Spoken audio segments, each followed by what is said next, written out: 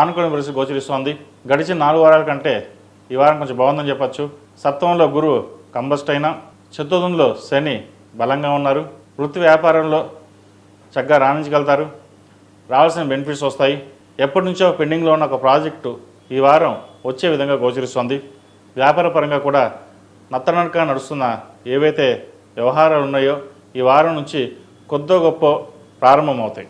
ఇది ఒక మంచి శుభసూచకం అని చెప్పచ్చు. కష్టానికి తగిన ప్రతిఫలం లభిస్తుంది. అయ్యో క్లయింట్స్ పోయారే అన్న బాధ లేకుండా కొత్త క్లయింట్స్ రావడం, కొత్త ప్రాజెక్టులు రావడం, అధిక ధనం కూడా వచ్చే అవకాశం కూడా లేకపోలేదు.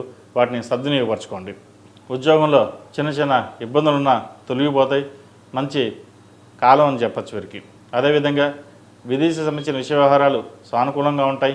వివాహం కాని వారికి వివాహ ప్రయత్నాలు కొంతకాలం ఆగి ప్రయత్నించడం మంచిది.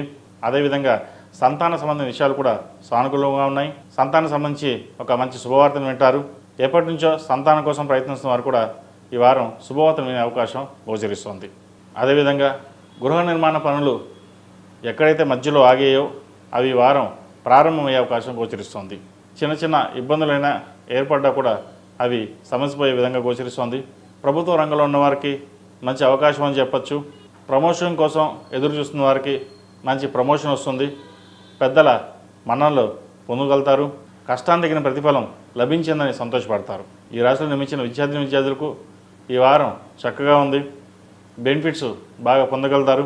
రాత పరీక్షల్లో మంచి మార్కులు సంపాదిస్తారు.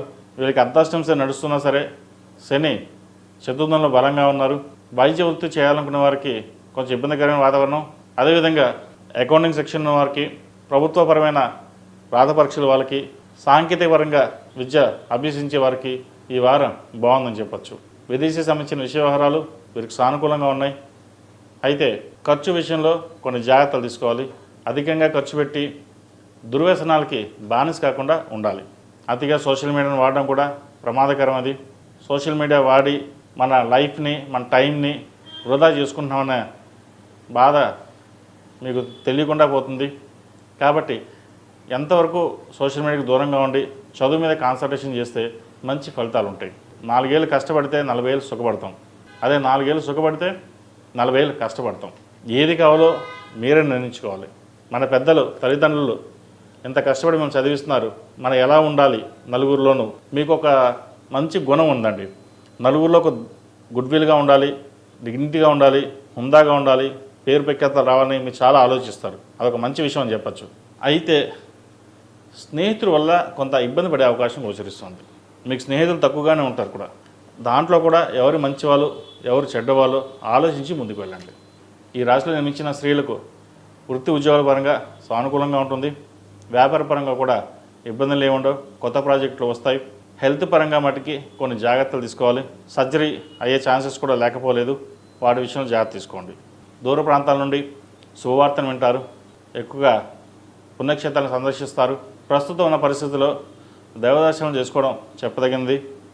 అదేవిధంగా శనికి నువ్వుల నూనెతోటి తైలాభిషేకం చేయడం చెప్పదగిన సూచన. వీరికి అర్ధాష్టం శని నడుస్తోంది. అదేవిధంగా నువ్వులు దానంగా ఇవ్వండి, మంచి ఫలితాలు ఉంటాయి.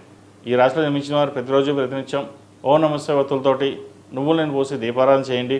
అదేవిధంగా కుబేర కుంకుమతో అమ్మవారిని పూజించండి, మంచి ఫలితాలు సంప్రాప్తిస్తాయి. ఈ రాశిలో నిర్మించిన వారికి కలిసి వచ్చే సంఖ్య 4, కలిసి వచ్చే రంగు గ్రే. ఏదైనా పని మీద బయటకు వెళ్ళేటప్పుడు సోమవారం కానీ శుక్రవారం కానీ వెళ్ళండి, మంచి ఫలితాలు సంప్రాప్తిస్తాయి.